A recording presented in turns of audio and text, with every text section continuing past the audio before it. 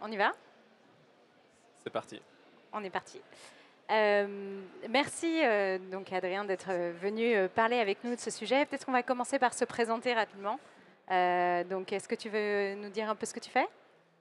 Bonjour à toutes et à tous, je m'appelle Adrien Badevant, je suis avocat au barreau de Paris, je fais des droits des nouvelles technologies, donc principalement de la data, de l'IA et de la propriété intellectuelle. Et en tant que membre du Conseil national du numérique, on réfléchit beaucoup à l'impact des technologies sur la société. Et moi, je m'appelle donc Johanna Tirkaz, je travaille chez BPI France au sein de l'équipe French Touch. Et je suis en particulier en charge de l'accompagnement de nos participations dans les industries créatives. Donc on met à disposition un certain nombre de services pour nos participations, donc les entreprises dans lesquelles on investit, pour les accompagner sur plein de sujets métiers et entre autres sur le sujet de l'IA. Donc on a certaines entreprises créatives qui ont des données ou de la propriété intellectuelle et on les aide à appréhender ces sujets-là. Est-ce qu'on commencerait peut-être par définir un peu les termes du sujet? On parle d'IA générative. Quelle différence ça fait par rapport à l'IA et qu'est-ce qu'on a vu comme évolution intéressante récemment? Peut-être prendre des exemples dans les industries créatives aussi? Oui, tout à fait. Donc, comme vous le savez très certainement, l'IA générative, c'est qu'un des sous-ensembles de toutes les intelligences artificielles qui peuvent exister. L'IA générative, ça existe depuis, disons, 2017, avec un papier qui s'appelait Attentional is all you need. Il y a plusieurs types d'IA générative. C'est des architectures sous-jacentes qui sont soit des transformers ou des modèles de diffusion. Donc, ce sont des contenus, contrairement à l'IA que vous pouvez utiliser dans des systèmes de recommandation ou des systèmes de prédiction dans la médecine ou dans d'autres secteurs financiers, qui sont à partir de contenus d'entraînement, ensuite affinés, ce qu'on appelle le fine-tuning, pour être mis à disposition d'utilisateurs qui font des requêtes dedans, des prompts. Donc, ce sont des systèmes d'intelligence artificielle qui ont cette spécificité de générer du contenu de sortie. Alors, je vais parler de génération plutôt que de création dans un premier temps. Mais il faut comprendre qu'ils sont multimodaux, c'est-à-dire qu'en entrée, vous pouvez avoir du texte, de l'image, de la voix, et en sortie, vous pouvez, ou du code, et en sortie, inversement, vous pouvez avoir du texte, de la voix, du code, même des architectures 3D d'objets. Donc ce n'est pas seulement ce qu'on appelle les LLM, les Large Language Models, comme les modèles que vous utilisez peut-être au quotidien, comme ChatGPT ou d'autres. Ça peut aussi être un modèle où on vient décrire par exemple, cette bulle assez belle qui ressemble à l'architecture d'un ballon de football, on peut lui demander à l'écrit de nous la représenter de manière 3D. Et le résultat de sortie, ça va être le modèle 3D, le mesh, le maillage d'une structure qui pourrait être représentée dans un monde virtuel persistant, par exemple, si vous êtes un créateur de contenu. Oui. Et ce qui est intéressant dans ce que tu dis, c'est qu'effectivement, on va de plus en plus justement vers cette multimodalité, donc vers des modèles qui sont de plus en plus, qui ont besoin de données en tout cas de plus en plus complexes, de plus en plus spécifiques. Et là, on a envie de parler aujourd'hui du sujet de la répartition de la valeur.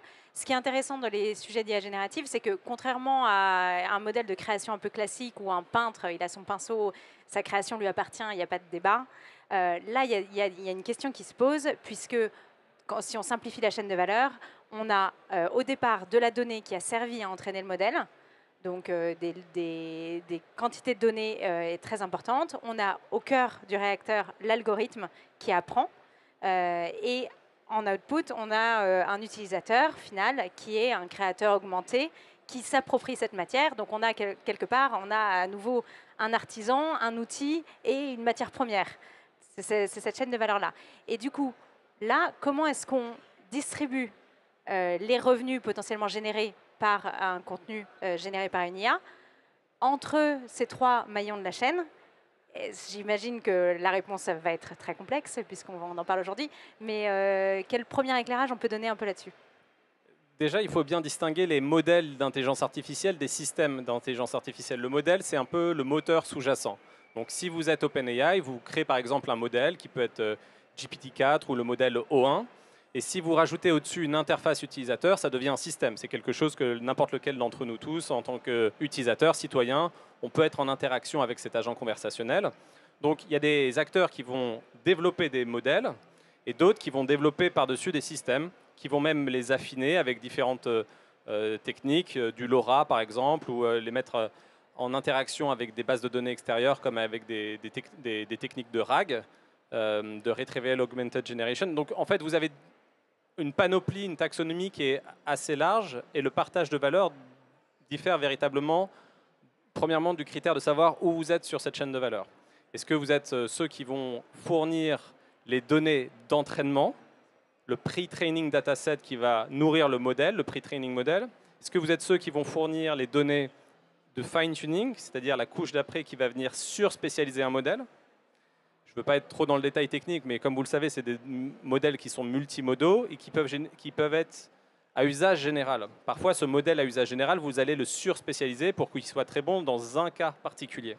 Et les données que vous allez apporter pour surentraîner ce modèle, ils sont différentes des données d'entraînement. Donc vous voyez bien qu'il faut déjà bien se représenter la chaîne de valeur avant de savoir comment on se la répartit. Donc il y a différents intervenants dans toute cette chaîne.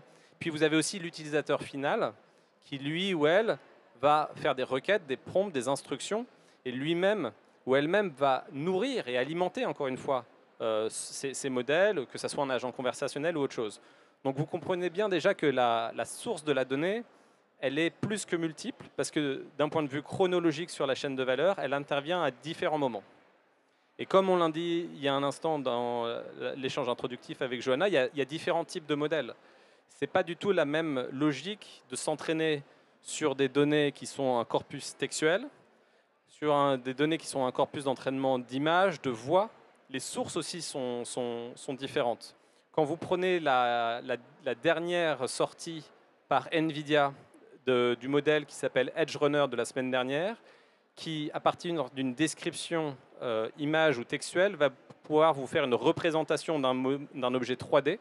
Vous n'avez pas les mêmes problématiques et les mêmes enjeux de caractérisation de la chaîne de valeur que lorsque vous faites du texte ou vidéo, comme le dernier modèle de Meta qui est aussi sorti la semaine dernière, qui ressemble un peu à ce que OpenAI a pu développer avec Sora. Donc, avant d'arriver tout de suite sur des débats qui sont parfois assez clivants, c'est toujours utile de se représenter cette chaîne de valeur, à la fois entre acteurs et à la fois de manière chronologique, parce que certains acteurs vont avoir une approche tout à fait verticalisée, ils vont tout proposer de A à Z, alors que d'autres vont avoir une proposition de valeur qui est uniquement sur une partie de la chaîne. Ok.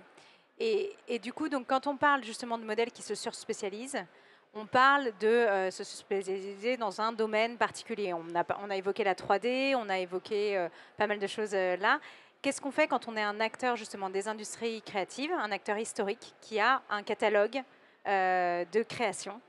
Et est-ce qu'il faut se protéger de ces modèles-là? Est-ce qu'il faut faire des partenariats? Quelles sont un peu les différentes approches qu'on peut avoir face à ça? Je pense à certaines de nos participations qui sont des studios de production cinéma, des éditeurs dans le monde de l'édition, des artistes même tout simplement.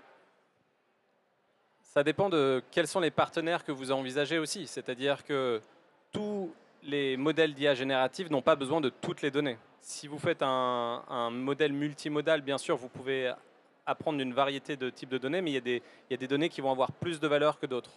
Et l'enjeu aujourd'hui, c'est que c'est très difficile de valoriser la donnée. Il est très difficile de connaître... La donnée, déjà, a de la valeur quand elle est en interaction. Si je discute avec vous sur un réseau social, je ne vais pas être propriétaire des questions et vous des réponses ou inversement. Donc la donnée, elle a de la valeur quand elle est collectée à une échelle significative et quand elle est parfois aussi prise dans son contexte, dans l'interaction, et tout ça fait un écosystème. Donc dans le postulat de base aujourd'hui, ce dont on se rend compte, c'est que les algorithmes doivent être entraînés sur un ensemble de données, certaines données qui sont déjà labellisées, structurées, et d'autres pas du tout, parce que le principe des foundation models, c'est de réussir aussi à apprendre au départ sur des données de manière auto-supervisée, contrairement au machine learning avec du réenforcement. Il n'y a pas besoin forcément qu'elles soient toutes labellisées, et donc annotées et catégorisées, ce qui peut survenir dans une phase subséquente. Et donc, vous vous rendez bien compte que les enjeux sont assez différents. Une fois qu'on a dit ça, qu'est-ce qui se passe en pratique? Vous avez des acteurs aujourd'hui qui vont commencer à... Donc, des acteurs qui ont un catalogue, par exemple, d'actifs immatériels, qui sont des IP owners, qui sont des ayants droit, il y a tout type de configuration, et qui vont pouvoir peut-être, dans une relation bilatérale, contractualiser avec des personnes qui vont utiliser ces données pour s'entraîner avec. La question, elle n'est pas si évidente, encore une fois, parce qu'il s'agit de savoir comment vous valorisez la donnée.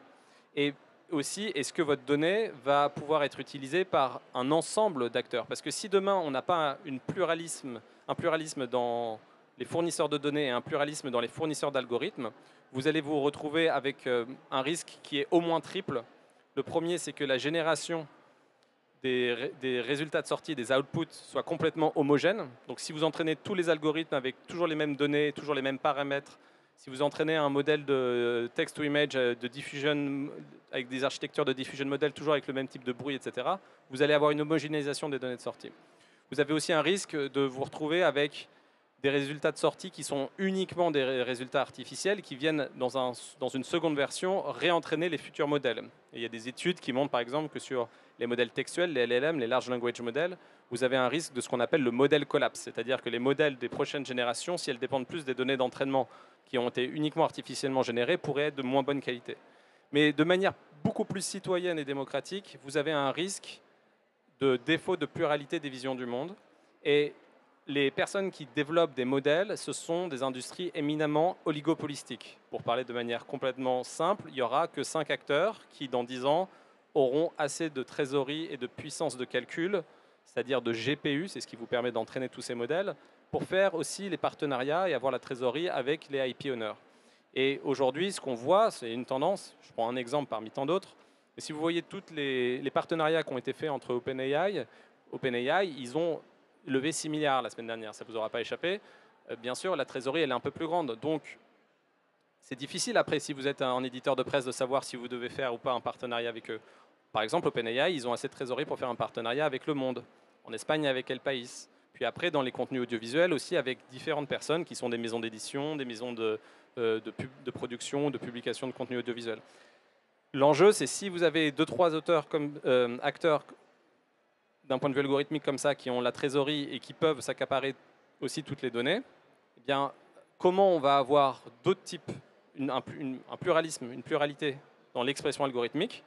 Et donc, la situation, si je me mets à la place de ceux qui ont les catalogues de propriété intellectuelle, elle n'est pas si simple, parce que d'une part, vous voulez avoir une part du gâteau de ce qui peut être généré par rapport à des données d'entraînement qui pourraient être collectées de manière parfois détournée, mais d'autre part, vous ne voulez pas non plus faire vos contrats uniquement avec certains acteurs parce que vous voulez permettre à cette pluralité des données et des algorithmes de s'exprimer. Donc c'est à la fois un défi, c'est une opportunité, mais l'enjeu, il est pas si simple le curseur n'est pas si simple à mettre.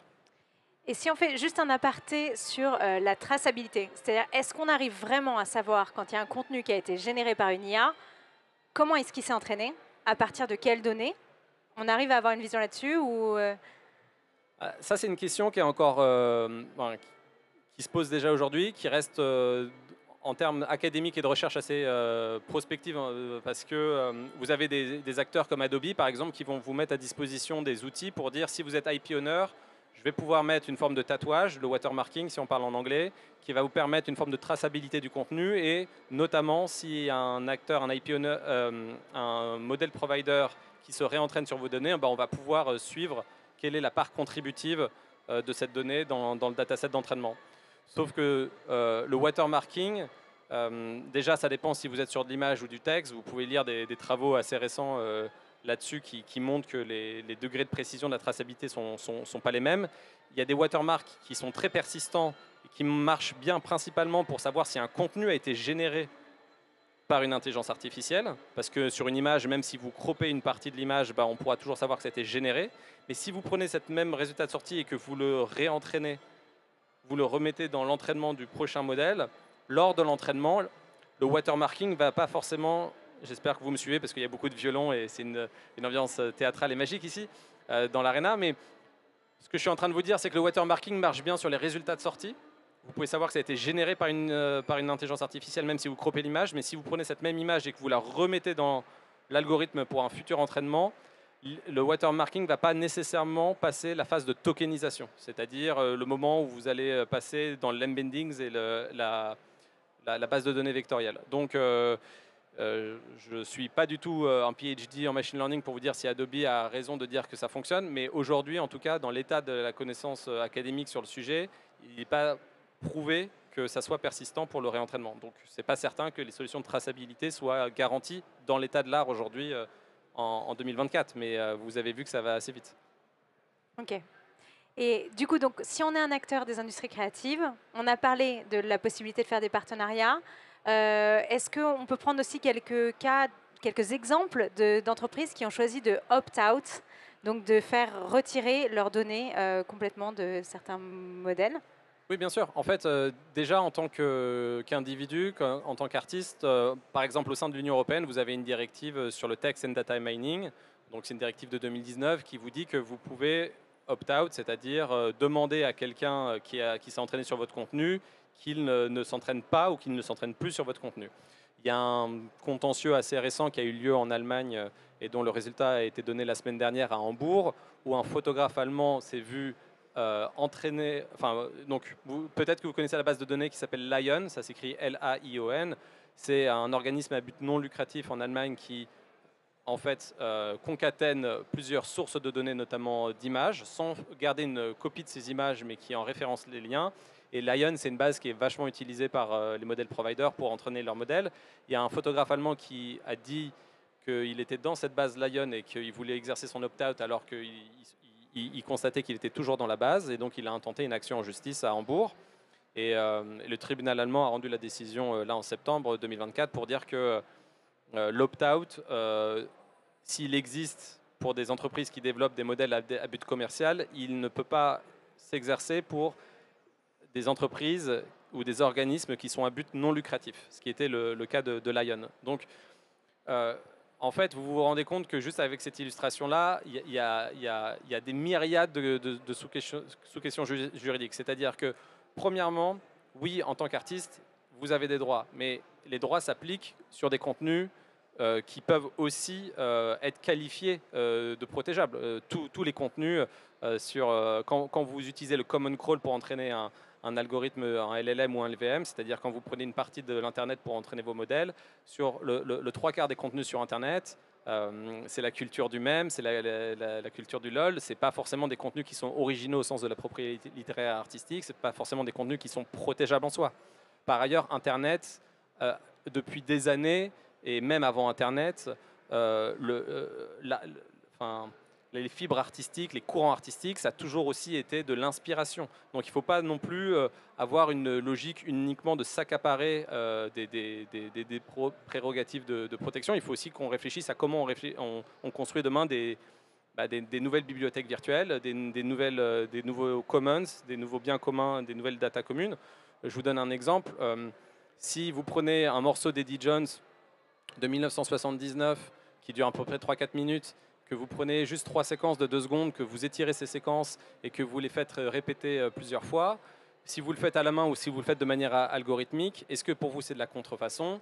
Certains vont dire oui, certains vont dire non, mais si vous automatisez tout ça, c'est pas forcément de la contrefaçon. Et d'ailleurs, Daft Punk, quand ils ont fait One More Time à partir de cette chanson dans les années 2000, c'était pas de la contrefaçon. Donc, il y a un super reportage qui s'appelle Everything is a Remix, vous pouvez le regarder si vous voulez, où on voit bien que l'inspiration et la copie et le fait d'apprendre, ça a aussi été la source de beaucoup de créations artistiques. Donc aujourd'hui, la question qui est éminemment compliquée à résoudre, c'est celle de savoir si un algorithme a le droit d'aller à la bibliothèque comme un humain va à la bibliothèque. Et dans quel cas on est en train de prendre une source d'inspiration ou dans quel cas on est dans de la reproduction illicite. Et ce n'est pas si évident que ça. Il y a des chercheurs à Singapour, au Japon et en Europe qui écrivent sur le fait que le droit de lire, the right to read, should be the right to mine. Mining, de faire en français une forme de moissonnage, hein, c'est un terme un peu plus agricole.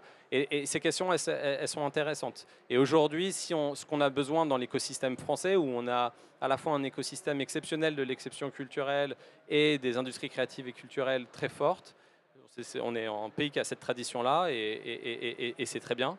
Et on a aussi des entrepreneurs et des créateurs des grands chercheurs en algorithmie et tout un écosystème d'entrepreneurs comme Station F. Et comment on arrive à concilier ces deux approches? Elles ne sont pas si faciles. Donc le but dans la part du gâteau pour les acteurs, pour quels acteurs, quel gâteau, quelles données, quels algorithmes, c'est un peu ça qu'il faut réussir à concilier actuellement. Oui, et effectivement, ce qu'on évoquait au départ, c'est qu'il y a un sujet ensuite d'avoir une influence sur les biais de représentation, mais du coup, c'est aussi un enjeu de souveraineté. Quand en France, on a un écosystème créatif qui est ce qu'il est, de pouvoir continuer à être représenté dans le volume des créations qui seront produites demain, peut-être générées par des IA en partie. Mais donc, il y a un vrai enjeu de souveraineté à ce que nos acteurs des industries créatives ne ferment pas leur catalogue aux IA génératives. Et du coup, très bonne transition pour ensuite se dire, quand on est un acteur des industries créatives, on n'a pas seulement une réflexion sur son catalogue de données, son catalogue de contenu. Il faut aussi mener une réflexion sur comment est-ce qu'on s'approprie ces technologies et qu'est-ce qu'on en fait dans sa chaîne de production de contenu. Est-ce que tu veux dire un mot là-dessus? Dans cette ambiance toujours instrumentale. En fait, effectivement, la question elle est intéressante. C'est que quand vous avez un catalogue de contenu, vous pouvez vous demander comment vous le valorisez dans les données d'entraînement ou les données d'apprentissage sur le pre-training model ou sur le fine-tuning. Mais vous pouvez aussi vous demander comment vous utilisez vous-même dans votre processus de production certains de ces outils, soit pour l'idéation ou soit pour l'optimisation de la production. Si vous êtes un producteur de jeux vidéo ou si vous êtes un producteur dans l'audiovisuel et que vous voulez créer un décor dont la construction physique serait extrêmement onéreuse parce que c'est un lieu qui est soit difficile d'accès, soit qui me prendrait un temps et un budget assez conséquent à reconstituer. Vous pouvez vous poser la question de savoir si vous ne pouvez pas constituer à la volée ce décor avec des objets 3D et des mondes virtuels, ce qui n'est pas du tout tiré par les cheveux parce que vous n'êtes pas sans savoir que l'acteur américain qui se positionne sur les données de synthèse, c'est Epic Games. Epic Games, ils ont entre autres parmi leur catalogue Fortnite. Fortnite, au départ, c'est très sur une approche user-generated content, où vous avez des battlefields avec différents modes, etc. Et donc, en fait, Epic Games, ils sont assis sur la plus grosse mine d'or de données 3D. Ces données 3D, quand vous les faites repasser dans un moteur de rendu et dans un Blender, vous pouvez reconstituer des données de synthèse qui, à leur tour, peuvent être mis à disposition ou vendus ou licenciés à d'autres acteurs qui sont dans les jeux vidéo ou dans la production audiovisuelle. Donc, en fait, ce qui est intéressant, c'est de savoir à la fois comment vous pouvez valoriser votre catalogue, mais aussi comment vous pouvez utiliser ces outils pour, encore une fois, optimiser vos processus de production et de génération ou de création de contenu. Je pense que pour les acteurs du jeu vidéo, bien sûr, il ne faut pas se dire que du jour au lendemain, il y a seulement avec un prompt la possibilité de créer à la volée un jeu de A à Z.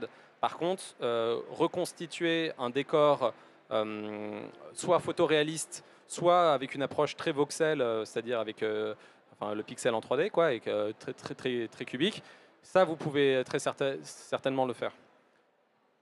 Ouais, et du coup, peut-être pour conclure, on prendra peut-être quelques questions s'il y en a avant la fin. Effectivement, il y a un sujet pour les acteurs des industries créatives de s'approprier ces technologies pour améliorer leur chaîne de production. Nous, c'est aussi quelque chose qu'on fait pas mal pour nos participations, mais il y a aussi des programmes, je le mentionne juste rapidement, chez BPI France pour tous les acteurs, pas que dans les industries créatives d'ailleurs, un programme qui s'appelle IA Booster, qui a notamment vocation à aider à identifier des cas d'usage dans votre entreprise, quel que soit votre secteur, pour justement savoir où seraient les gains potentiels les plus importants. Et ça, c'est aussi un enjeu de souveraineté parce que les acteurs qu'on aidera à se transformer le plus rapidement possible seront plus compétitifs dans leur secteur et dans leur univers que leurs concurrents. Et je pense que tu as raison de le rappeler avec tes questions, que bien sûr, il y a ceux qui ont des catalogues en amont, mais il y a aussi tous les créateurs qui peuvent utiliser ces outils. Ces outils ne sont pas la solution à tous les enjeux et à tous les problèmes, mais il ne faut pas non plus s'y fermer. Et je pense que que ce soit des personnes qui soient freelance ou qui ont des studios de production, quelle que soit la taille, ils peuvent aussi être utilisateurs des outils. Et donc il y a ce côté biphase de valoriser son contenu, mais aussi d'utiliser ces outils. Et je pense qu'il ne faut pas sous-estimer cet usage-là. Je ne sais pas s'il y en a des questions ou pas. Là?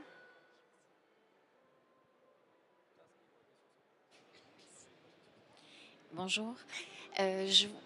J'imagine que vous avez entendu parler un peu aussi de la DHGP qui représente les artistes visuels et leur position par rapport à l'IA, et je voulais savoir ce que vous en pensiez. Sur quel aspect particulièrement? Parce qu'il y a beaucoup de sous-sujets. Aujourd'hui, les artistes de l'art visuel, en fait, sont très inquiets à l'utilisation, en tout cas sur la non-transparence aujourd'hui des données en fait qui ont justement servent aux algorithmes et à l'entraînement. Donc aujourd'hui, par exemple, l'ADHGP, il y a quelques mois, a demandé en fait à tous ses adhérents, ou en tout cas a informé tous ses adhérents que sur les logiciels, les réseaux sociaux, en fait, de mettre une information disant qu'ils n'étaient pas d'accord en fait qu'on utilise en fait leur visuel. Il y a énormément de gens de la bande dessinée qui ont carrément d'Instagram ont supprimé tout leur contenu par peur en fait d'utilisation. Et c'est vrai qu'en même temps, ce que vous disiez tout à l'heure, c'est très intéressant parce qu'effectivement, il faut nourrir pour trouver, pour qu'on n'ait pas, par exemple, en France, je sais que les décors, par exemple, on trouve plus des décors à l'américaine qu'à la française parce qu'on n'a pas assez d'informations ou de décors ou d'architecture en fait européenne dans les algorithmes. Mais en même temps, il y a quand même ce problème de la part du gâteau pour les acteurs et entre autres les artistes qui ont un statut qui est pas... Aujourd'hui, on sait que les artistes, économiquement, c'est toujours quand même des projets qui sont difficiles à développer.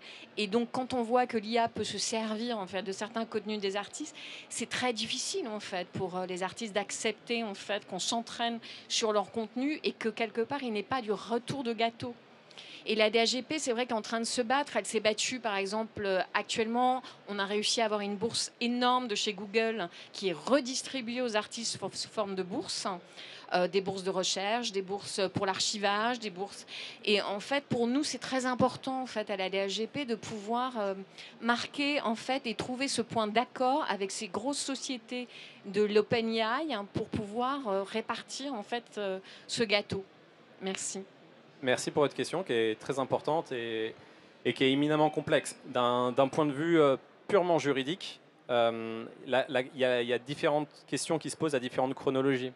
Si vous êtes sur l'entraînement des modèles, il y a la question de savoir si les moyens de s'opposer à ce que les modèles s'entraînent sur du contenu protégeable par du droit de la propriété littéraire et artistique sont suffisamment efficaces. La transposition de la directive de 2019 dans son article 4.3 propose un opt-out qui peut être en France transposé soit par une opposition dans les conditions générales d'utilisation, soit par les robots TXT, donc d'un point de vue purement automatique. Cette question-là, elle est différente, elle peut être liée, mais elle est différente du fait de savoir si le résultat de sortie, si l'output est contrefaisant par sa similarité avec un contenu aussi protégeable et donc en contrefaçon. Là-dessus, il y a un enchevêtrement de textes et encore beaucoup qui ne sont pas clarifiés. C'est-à-dire que quand vous prenez le règlement européen sur l'intelligence artificielle qui est entré en vigueur en août 2024, on attend le template qui va être publié par l'AI Office, qui est rattaché à la Commission européenne, sur la base de l'article 53.1.d, qui explique quel est le niveau d'information suffisamment détaillé ou non pour décrire quels sont les contenus qui ont été utilisés pour l'entraînement des modèles. Et ça, c'est un sujet qui est encore différent, et c'est pour ça que, puisque votre question est technique, je rentre dans quelque chose de très technique. C'est encore différent de la question de l'article 50 de l'AI Act, qui dit que là, dans les résultats de sortie, vous devez dire si vous labellisez ou watermarquez les contenus. Ce qui était la question de tout à l'heure, c'est si vous êtes face à un contenu sur un réseau social et vous voulez savoir si c'est un humain qui a été derrière ou s'il a été généré uniquement par une IA. Et vous voyez, là, j'ai cité déjà que 4 sujets, et si j'avais plus de temps, mais je vois le prompteur, l'autre prompteur, il y a en fait un enchevêtrement de textes et de questions. Et puisque ce sont des sujets qui sont assez anxiogènes aussi, parfois la réaction face à ces sujets n'empêche pas, empêche de prendre le temps et cette nuance-là. Et quand on rentre dans les différents sous-sujets, on peut se rendre compte que certains se traitent de la même manière et d'autres de manière séparée. Donc moi je comprends ces questions, dans le sens je comprends pourquoi elles sont importantes. Et pour les aborder, il y a en ce moment beaucoup de consultations qui sont ouvertes. Il y a des consultations qui sont ouvertes à la fois par le Conseil de supérieur de la propriété littéraire artistique, mais et par des... Vous avez ça au niveau européen. Enfin, en fait, ça va prendre un peu de temps. Il y a plusieurs positions qui sont sur la table. Encore une fois aussi, ça dépend de savoir quelle est la part contributive des données d'entraînement dans le tout? Parce que est-ce qu'un acteur qui ne conserve pas des données d'entraînement, mais qui s'est inspiré algorithmiquement de ce qu'il y a sur Internet, doit avoir par défaut une part contributive pour un modèle qui est par exemple basé sur la génération de sons, sur des acteurs qui sont sur la production de contenu qui ne sont pas sonores? Enfin, il y a quand même, on se rend compte par rapport au tout début de la présentation qu'en fonction de la chaîne de valeur des acteurs, des données concernées, on est sur des sous-questions qui sont assez distributives et complexes. Donc je suis ravi d'en parler encore plus en détail par la suite, mais c'est effectivement une préoccupation qui est prise très au sérieux par l'ensemble des parties prenantes actuellement. Oui, puis effectivement, il y a un sujet d'accessibilité de la donnée. Par exemple, on comprend bien que quand il y a une IA qui s'entraîne sur des données de santé, c'est beaucoup plus facilement encadrable d'avoir accès à ces données de santé pour entraîner un algorithme sur des données des données de santé qui sont anonymisées et qui sont très très protégées. C'est vrai que quand on se parle d'artistes qui mettent leurs créations sur Instagram, on est dépendant aussi des conditions générales d'utilisation de Meta en l'occurrence. Et Mais vous parliez d'archives. Il y a un procès qui est assez passionnant qui a été rendu au début du mois de septembre 2024 par une cour d'appel à New York par des éditeurs qui ont attaqué Internet Archive. Vous voyez tous ce que c'est la Wayback Machine qui vous permet de avoir accès à toutes les pages Internet dans le temps. Internet Archive fait autre chose que la Wayback Machine, elle fait aussi du prêt de livres numériques. Ça a notamment été particulièrement proposé pendant la période de Covid parce que les personnes ne pouvaient plus aller en bibliothèque.